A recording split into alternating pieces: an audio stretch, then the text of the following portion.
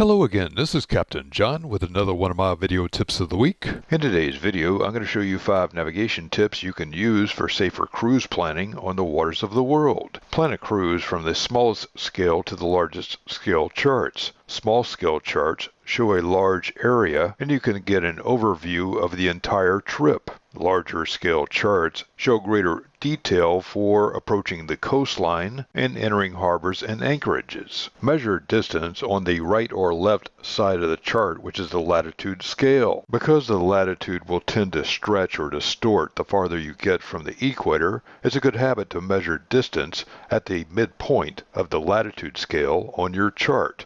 This is not so critical on a larger scale chart, but very critical on those smaller scale charts used along the coast or offshore. If you get into this habit now, it will carry over no matter what charts you use. Smaller scale coastal charts and offshore charts have compass roses that show true direction only. Variation changes too fast to show the numerous compass roses you find on inland waterway charts, so cartographers use isogonic lines, which are diagonal dashed lines that span the chart at intervals to show variation.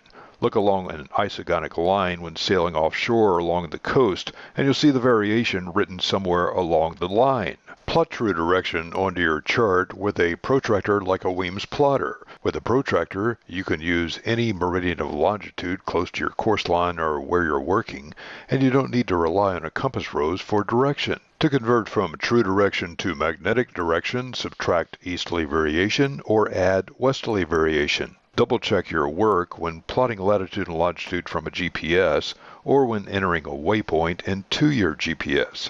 It's almost too easy to invert numbers or make errors, so take a few extra seconds to make sure it's right before you proceed. Use these 5 easy navigation tips when planning a coastal or offshore cruise. This is Captain John, and this has been another one of my video tips of the week. Find more sailing tips and techniques on www.skippertips.com.